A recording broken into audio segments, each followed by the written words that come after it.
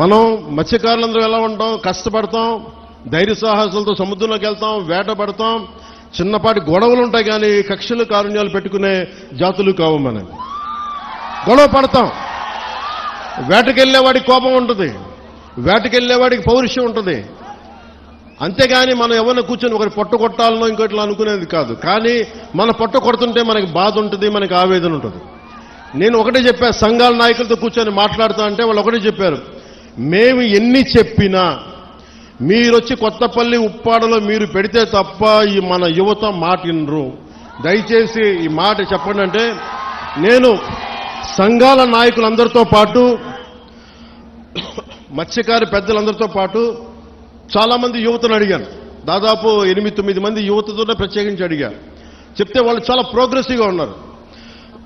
వాళ్ళు అడిగింది ఏంటంటే, ఒకటి, ఈ వ్యర్థాలని ఎలా శుద్ధి చేస్తారు, శుద్ధి చేస్తే మేము పొల్యూషన్ కంట్రోల్ బోర్డుని మేము ఎలా నమ్మాలి, వాళ్ళేమో చేయట్లేదు అన్నారంటే దానికి నేనేం చెప్పానంటే, కలెక్టర్ గారు షణ్మోహన్ గారితో మాట్లాడి నాకు సమయం ఎంత ఇస్తారు ఇవన్నీ చేయడానికి అంటే, నేను 3 దఫాలుగా పెట్టుకున్నాను. ఈ 3 రోజుల తర్వాత మళ్ళీ నేను ఒక పడవ తీసుకొని మీరు ఎక్కడైతే వ్యర్థాలు వస్తున్నాయో, ఎక్కడైతే మన మత్స్య సంపద నాశనం అయిపోతుందని మీరు చెప్తున్నారో వాటిలో ఒకసారి నేను వెళ్ళి చూస్తాను. ఎందుకంటే ఒక మత్స్యకారుడిలాగా వెళ్ళాలి అంటే నేను కూర్చోబెట్టి 4 గోడల మధ్య ఉంటే ఇది నాకు మీరు అది అర్థం అవడం కంటే కూడా పేపర్లు తీసుకొని ఆ రిపోర్ట్ చదవడం కంటే కూడా మీరు లోపలికి వెళ్ళి వేటలో వెళ్తే ఎలా ఉంటుందో అలాంటి పరిస్థితుల్లో మీరు ఏమి అనుభవిస్తున్నారో అది చూడటానికి నేను కూడా పడవ తీసుకుని ఒక 2-3 రోజులు తర్వాత ఇక్కడే మన కాకినాడ పోర్టు నుంచే మొత్తం వెళ్ళి ఈ కోస్టల్ లైన్లో ఎక్కడైతే పొల్యూషన్ ఉందనేది మన మత్స్యకారు యువత కానీ నాయకులు కానీ వాళ్ళు చూపించిన ప్రదేశాల మేరకు నేను వెళ్ళి దాని నుంచి నేను స్వయంగా నేను పరిశీలిస్తాను. 1. 2, అసలు పొల్యూషన్ ఆడిట్ చేయమన్నాను. అది దివీస్ కావచ్చు, అరబిందో కావచ్చు, డెక్కన్ కావచ్చు, చిన్న చితక పరిశ్రమలు ఏమున్నాయో. అలాగే నిమ్మకాయల చినరాజప్ప గారు కూడా మాట్లాడుతా పెద్దాపురం నుంచి ఆయన కూడా ఏమన్నారంటే, సార్ ఇక్కడ ఇది ఒక్క సమస్య కాదు, దాదాపు 27,000 మంది ప్రత్యేకించి ఒక పరిశ్రమ ఉంది పెద్దాపురంలో, అది కూడా కాలుష్యం కాలువల్లో వదిలేస్తున్నారు. ఆ కాలువలు మనం ఉప్పాడ దాకా వచ్చేస్తున్నాయి, కాకినాడ దాకా వచ్చేస్తున్నాయి, మొత్తం పంట పొలాల్లోకి వెళ్ళిపోతుంది ఆ కాలువ, ఆ నీళ్లు. దానివల్ల అదే భూమిలోకి ఇంకిపోయి అదే మనం ధాన్యం కూడా తింటా ఉన్నాం, దానివల్ల ఒళ్ళు కూడా పారైపోతుంది, క్యాన్సరస్ అవుతుంది అనేది. సో నేను పెట్టుకుంది ఏంటంటే, మనకి చాలా ఈ అభివృద్ధితో పాటు మనకు కావాల్సింది ఖచ్చితంగా పర్యావరణ పరిరక్షణ కావాల్సిందే మనకి. దాంట్లో నేను ఎక్కడ కాంప్రమైజ్ అవ్వట్లేదు, దాన్ని ఎక్కడా కూడా నేను మిమ్మల్ని వంచాలని కూడా నేను ప్రయత్నం చేయట్లా. నాకు మీకు కుదరినప్పుడు నేను రాజకీయాలు వదిలేసి వెళ్ళిపోతాను తప్ప నేను మీ న్యాయం చేయలేనప్పుడు నేను కూర్చోబెట్టి నాకు నిజంగా మీ గుండెల్లో పెట్టుకున్న అభిమానం కంటే కూడా నేను పదవులుగా నేను చూడండి. కాకపోతే ఈ పదవి ఉన్నది చాలా మందితో కూర్చొని సామరస్యపూర్వకంగా ఎలా పరిష్కారం చేయాలి అన్నదే నా తపన. సో నేనేం చెప్పానంటే, ముఖ్యంగా నేను చెప్పింది ఏంటంటే, అసలు ఎంత పొల్యూషన్ జరుగుతుంది ఆ ఆడిట్ని ఒకసారి చేయమని చెప్పాం. ఆడిట్ చేద్దాం, అసలు ఎంత కాలుష్యం ఉందనేది చెప్తే అందరూ అడిగారు. షణ్మోహన్ గారు మొత్తం సంఘాల నాయకులందరితో మాట్లాడి, అక్కడ ఉన్న యువతతో కూడా మాట్లాడి, ఈరోజు దాదాపు 100 మంది పైగా వచ్చారు. వాళ్ళందరితో మాట్లాడి మీ ప్రతినిధులుగా మేము అడిగింది ఏంటంటే, షణ్మోహన్ గారు, కలెక్టర్ గారు, కనీసం మాకు 100 days టైం ఉంటే దీని మీద యాక్షన్ ప్లాన్ చేద్దామని ఒకసారి, అంటే ఎలా చేద్దాం దీనికి సంబంధించి.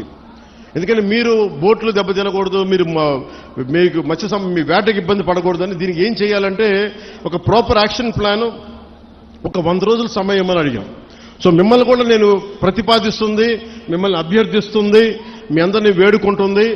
మాకు కనీసం ఒక 100 రోజుల సమయం కనుక మీరు ఇస్తే దీనికి ఒక రోడ్ మ్యాప్, ఒక ప్లాన్ క్రియేట్ చేసి మీ ముందు పెట్టి మీ అందరి అనుమతితోటే మనకి ఉపాధి అవకాశాలు ఉంటూనే మనకి కాలుష్యాన్ని ఎలా నివారించాలి అన్న దాని మీద నా ప్రణాళికకి నాకు కనీసం ఒక 100 రోజుల సమయం కావాలి.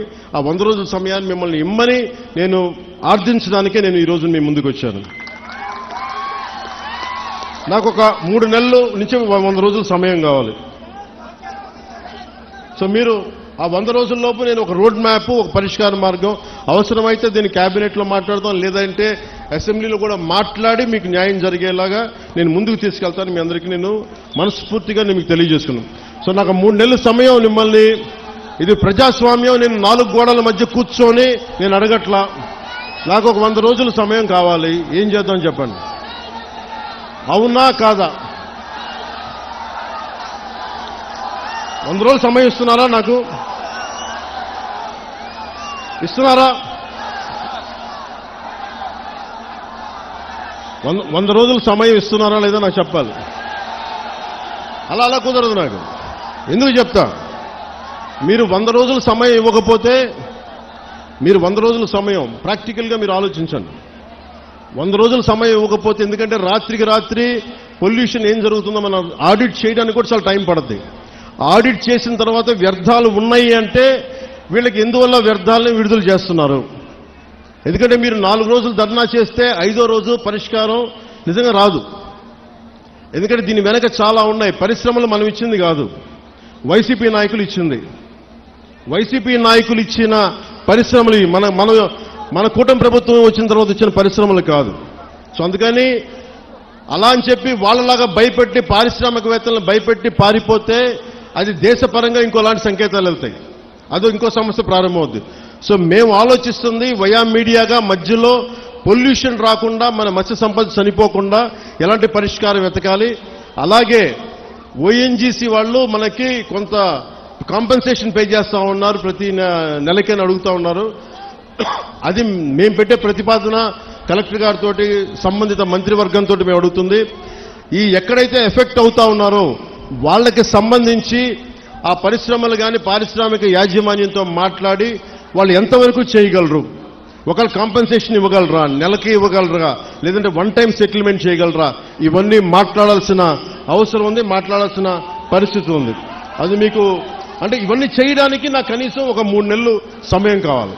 3 నెలల సమయం తర్వాత ఖచ్చితంగా ఒక పరిష్కార మార్గానికి తీసుకొచ్చి, ఇది ఎందుకంటే పిఠాపురం మోడల్, ఈ పొల్యూషన్ మోడల్ రాష్ట్రం అంతా అప్పీల్ అవుతుంది, అప్లై చేయాల్సిన పరిస్థితులు వస్తూ ఉన్నాయి. ఎందుకంటే పరిశ్రమలు రావాలి. ఉదాహరణకి మీకు భీమవరం దగ్గర ఆక్వా పార్క్ ఉంది. ఆక్వా పార్క్ పెడితే ఏం జరిగింది, అక్కడ కూర్చోబెట్టి రాత్రి గొడవలైనవి. కానీ ఆక్వా పార్క్ పోలీసులు ఛార్జ్ చేశారు, కేసులు పెట్టారు, కానీ పరిష్కారం దొరకలా. మనకు అలాంటి పరిస్థితులు రాకూడదు. నేను ఒకటే చెప్పాను, జనసేన నాయకులకు కావచ్చు, ఇంకే నాయకులకైనా కావచ్చు, ఎవరైనా సరే ఈ కాలుష్యాన్ని అర్థం చేసుకొని దీని మీద ఒక మీకు కథ చెప్పేవాళ్ళు కావాలంటే ఈ రోజుకి మీకు కూర్చోబెట్టి ఆకాశాన్ని చెప్పేస్తా, 3 రోజులు అయిపోతుంది సమస్య, నేను మాట చెప్పేయగలను. నేను మిమ్మల్ని కూర్చోబెట్టి మీ చేత చప్పట్లు కొట్టించుకుని వెళ్ళిపోగలను, కానీ ఏం చేయను. అలా కాకుండా నేను 3 నెలలు ఎందుకు సమయం, 100 రోజుల సమయం ఎందుకు అడుగుతున్నానంటే, చాలా త్రికరణ శుద్ధిగా ఒక మీ సాటి మత్స్యకారుడు ఎంత కష్టపడుతుందో అర్థం చేసుకొని దాన్ని ఉద్దేశంలో పెట్టుకొని మాట్లాడుతున్నాను. అందుకని నాకు మీకు ఒకటి చెప్తున్నాను, నిజం కురచ బొంకు పొడవ అంటారు. అంటే అబద్ధం చెప్పడానికి ఇంత చెప్తాం, అసలు మీకు మేమేం చేయగలం అని చెప్పట్లా. నిజం మీకు చేస్తానని చెప్తున్నా. మీకేం చెప్పాను, మీకు నిలబడతానంటే నిలబడతా. మీకు రోడ్డు ఇక్కడ ఉప్పాడ ప్రొటెక్షన్ వాళ్ళు చేస్తారంటే చేస్తాం. దాన్ని కూర్చోబెట్టి మీరు రేపు నుంచి ప్రతి గంటకి ఏమైంది డేటా అంటే అలా కుదరదు. మీకు నా టర్మ్లో, నా టెన్యూర్లో మీకు చేసి పెడతాను. ఉప్పాడ ప్రొటెక్షన్ వాల్ వచ్చి తీరుతుంది. అలాగే అది నేను మన అమిత్ షా గారితో, మోడీ గారితో మాట్లాడుకుని తెప్పించగలను. ఇది చాలా మంది సంబంధించిన వ్యక్తులు, పారిశ్రామికవేత్తలు. దీనికి ఎందుకు 100 రోజులు అడుగుతున్నాను చెప్తా మీకు.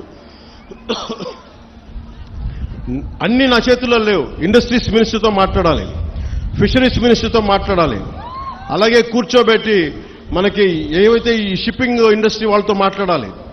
అలాగే మనం కూర్చోబెట్టి వాళ్ళు అడుగుతుంది ఇంకోటి ఏంటంటే, మాకు ఎంత డ్యామేజ్ జరుగుతుంది, వాస్తవాలు, దీని పొల్యూషన్ కంట్రోల్ బోర్డుతో కూర్చోవాలి. ఇవన్నీ కూర్చొని చేసే వరకు అందుకు నాకు ఒక చాలా కలెక్టర్ గారు కూడా మీకు షణ్మోహన్ గారు తెలుసు, పాపం ఎంత కష్టపడి చేస్తూ ఉన్నారు మనందరి కోసం, పిఠాపురం అభివృద్ధి కోసం. మన పాడా యాక్ట్ మన చేశాం, మనకి డెవలప్మెంట్ బోర్డు పెట్టాం పిఠాపురంకి. ఇన్ని సంవత్సరాలు ఎప్పుడు జరగల. అందుకని మీరు నా మీద నమ్మకం ఉంచి మీరు రోడ్ల మీదకి వచ్చి మీరు గొడవలు చేస్తే నేను వస్తా, మీరు తిడితే నేను పడతా. మీరు మీ ఇంట్లో కుటుంబ సభ్యుని కాదు ఇంకెవరిని తిడతారు, బయట ఉండి తిట్టరు కదా. నేను ఎమ్మెల్యే అంటే కూర్చోబెట్టి నేనేదో కిరీటాలు పెట్టుకునే నేనేం లేను. మీరు మాట పడితే భుజాల మీదకి ఎత్తుకున్నప్పుడు నా భుజం మీద దెబ్బ కొడితే నేను భరిస్తాను, ఎందుకంటే మీరు నా కుటుంబం. మీ చేత తిట్లు తింటాం ఇవన్నీ నాకు అవసరమా లేదా నేను ఆలోచించట్లా. నాకు మన మత్స్యకారులంటే ప్రేమ కనుక నేను మాట్లాడుతున్నాను, మన సోదరులంటే ప్రేమ నాకు. కానీ మన జీవనోపాధి దెబ్బ తినకూడదు. జీవనోపాధి ఈ సమతుల్యత కోసం కూటమి ప్రభుత్వం ఒక ఉన్నత స్థాయి కమిటీని కూడా ఏర్పాటు చేసింది. అందుకే నాకు ఆ సమయం ఇవ్వాలని మీకు మనస్ఫూర్తిగా కోరుకుంటూ,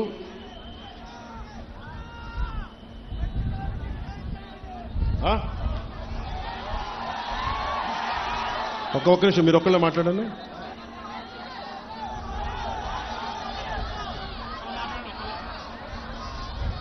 మీరు చెప్పండి. మీరే